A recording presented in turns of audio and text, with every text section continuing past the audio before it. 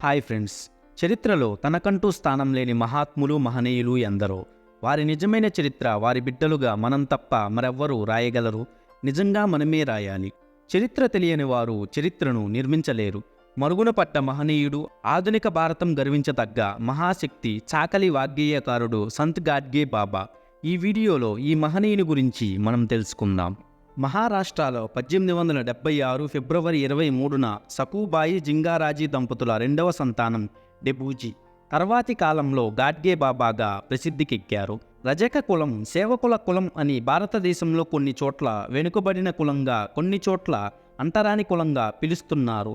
ఊరి వాళ్ళందరి గుడ్డలు పోగు చేయటం, నదికి తీసుకువెళ్ళి ఉతకటం, ఇంటికి వెళ్ళి ఇచ్చి రావటం, వారు పెట్టింది తెచ్చుకోవటం, సవర్ణుల పెళ్లిళ్ళకి దారి పొడవునా పల్లకి వెంట పరిగెత్తటం, చదువుకు దూరంగా ఉండటం గాడ్గే చూశాడు. తండ్రి చిన్నతనం నుండి మద్యం మత్తుకు అలవాటు పడి అప్పుల పాలై చివరకు అనారోగ్యంతో చనిపోయాడు. గాడ్గే తన మేనమామ దగ్గర పెరిగాడు. ఆటలు పాటలు పాడుతూ అందరితో కలివిడిగా ఉండేవాడు. పశువులను కాస్తూనే పశువుల కాపర్లతో ఒక భజన మండలి తయారు చేశాడు.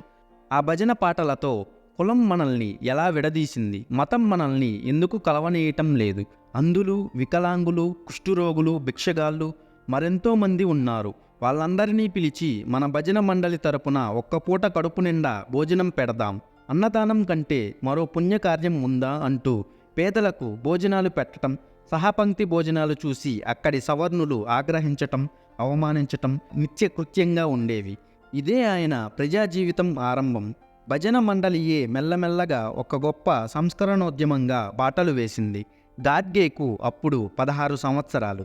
అతనికి పెళ్లి చేయాలనే ఆలోచన తల్లి సకూబాయికి వచ్చింది. ఇల్లు లేదు, పొలం లేదు, వీడికంటూ ఏమీ లేదు, ఉన్నదంతా మేనమామదే అనుకునేలోపే పేద చాకలి కూతురు కుంతాబాయితో గాడ్గే పెళ్లి సంప్రదాయబద్ధంగా జరిగింది.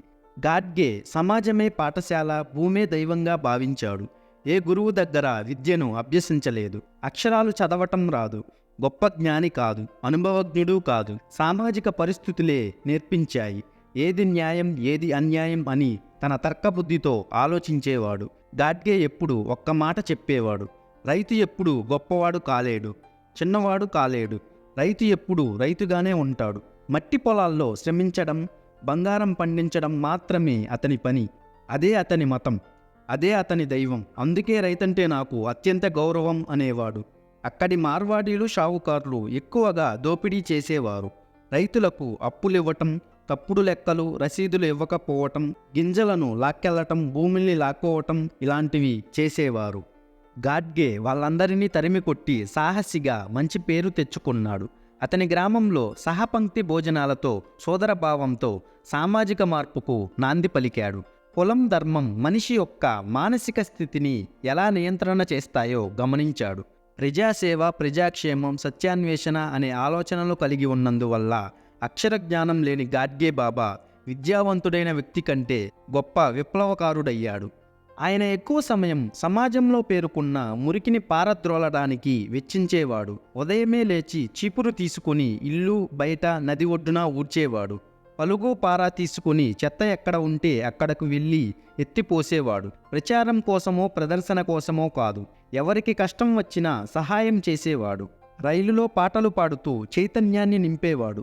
పాటలు మాటలు విన్న ప్రజలు తలవంచి అభివాదం చేసేవారు. వెనుకబడిన కులాల్లో పాతుకుపోయిన మూఢనమ్మకాలు, మూఢాచారాలు, జంతుబలులు, మద్యపానం, కన్యాశుల్కం, వరకట్నం లాంటి అనేక నమ్మకాలపై యుద్ధం ప్రకటించాడు. గాడ్గే బాబా తన కూతురి పెళ్లికి కూడా వెళ్ళలేదు. అమ్మకి వయసు పైబడింది. తన భార్య అనారోగ్యంతో ఉందని తెలుసుకుని ఒక పల్లెలో కర్రలతో, గడ్డితో ఒక గుడిసెను నిర్మించాడు. తన తల్లిని, భార్యని అక్కడకు తరలించాడు. అవసరానికి మించి వస్తువులు, పదార్థాలు ఉంచుకోకూడదు అనే సిద్ధాంతం వారిది. విద్య లేకపోతే మనిషి రాయితో సమానం. తనకు విద్య లేకపోవటంతో జరిగిన నష్టాలు, అవమానాలు బోధించేవాడు. పూజారి బాబాల పేరుతో మాయమాటలు చేసే వాళ్లను నమ్మకూడదు. వారి పాదాలను కడిగి సాష్టాంగపడి మొక్కి ఆనేళ్లను శూద్రులు నెత్తిమీద చల్లుకునే సంప్రదాయం పాటించకూడదు. మూర్ఖులైన బ్రాహ్మణ సాధువులు శూద్రుల్ని పేదలుగా, పనోళ్లగా, పై కులాల సేవకులుగా, బానిసలుగా, అజ్ఞానమనే చీకటిలో మిమ్మల్ని ఉంచారు. ఇకపై ఇది కొనసాగకూడదు అంటూ మూఢాచారాల కుళ్ళును కడిగాడు. హేతువాదంతోనే అజ్ఞానం దూరమని చెప్పాడు. నాకు ఎవరు శిష్యులు లేరు, నేను ఎవరికి గురువును కాదు, పనిలోనే ప్రగతి ఉంది, మనమంతా కార్మికులమే అని అన్నారు.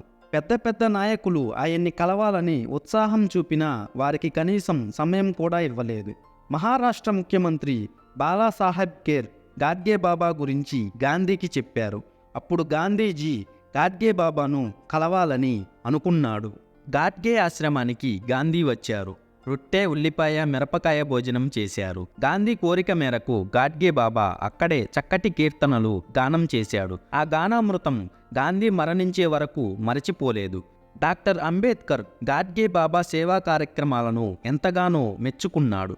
గాడ్గే, అంబేద్కర్ కలిసి కార్యక్రమాల గురించి చర్చించుకునేవారు. పండరీపురంలో అంటరాని వారి కోసం కట్టించిన ధర్మశాలను గాడ్గే బాబా అంబేద్కర్కు అప్పచెప్పాడు. 1949 జూలై 14న అనారోగ్యంతో బాబా ఉన్నాడని తెలిసిన అంబేద్కర్ కేంద్ర న్యాయశాఖ మంత్రి ఢిల్లీకి వెళ్లేది వదిలి బాబా దర్శనం చేసుకుని 2 కంబళ్ళు అతనికి కప్పి వెళ్ళారు. హిందూ మతాన్ని వదిలేయడాన్ని గాడ్గే బాబా ఆశీస్సులు తీసుకుని అంబేద్కర్ బౌద్ధ మతం స్వీకరించారు. చదువుకున్న జ్ఞానులు చేయలేని ఎన్నో పనులని చాకలి బాబా చేసి చూపించాడు. జీవిత చరమాంకం వరకు నిరంతరంగా సామాన్యుడి ఆలోచనను చైతన్యపరుస్తూ జీవితంలో చివరి కీర్తన డిసెంబర్ 8, 1956. బాబాసాహెబ్ అంబేద్కర్ మరణంతో కుంగిపోయిన బాబా తన చివరి కీర్తనను అంబేద్కర్కు అంకితమిచ్చాడు.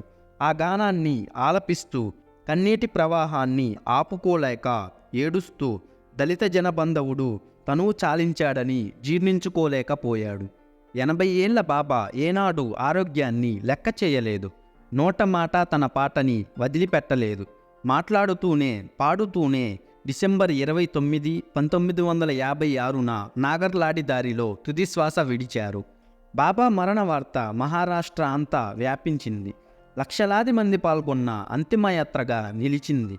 సమాజం అసహ్యించుకునే రజక కులంలో పుట్టిన గాడ్గే బాబా అగ్రకులస్తులు చేతులెత్తి నమస్కరించే సంస్కారం పొందగలిగాడు.